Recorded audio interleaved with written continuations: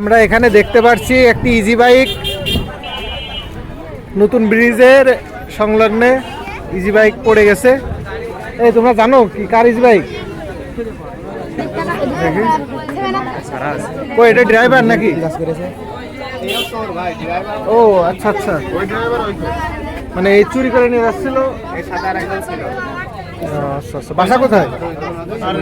হ্যাঁ, ভুটার গাদি। নাম কি? মোহাম্মদ ইয়াসিন আরাফাত। বাপের নাম কি? আব্দুল্লাহ মন্ডল। গাড়ি নিয়ে কোন দিক দিয়ে আসছিল?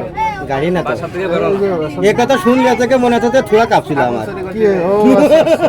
না এই যে এই ইজি বাইকের সাথে কোনো এই ভাই এর থেকে এমনিতে মেরে দিয়েছে শুধু এক ঘর। ও আচ্ছা আচ্ছা, না না আপনি তো ঠিক আছে, আমার বাদ দেন। আচ্ছা আচ্ছা,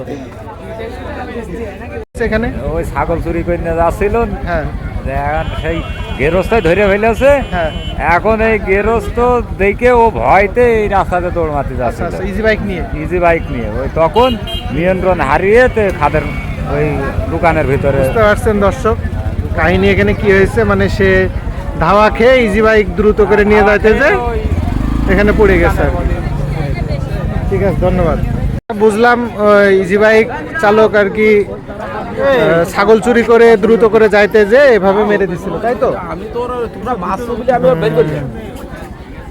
চোরের অবস্থা একদম প্রাকৃতিক শাস্তি পেয়ে গেছে।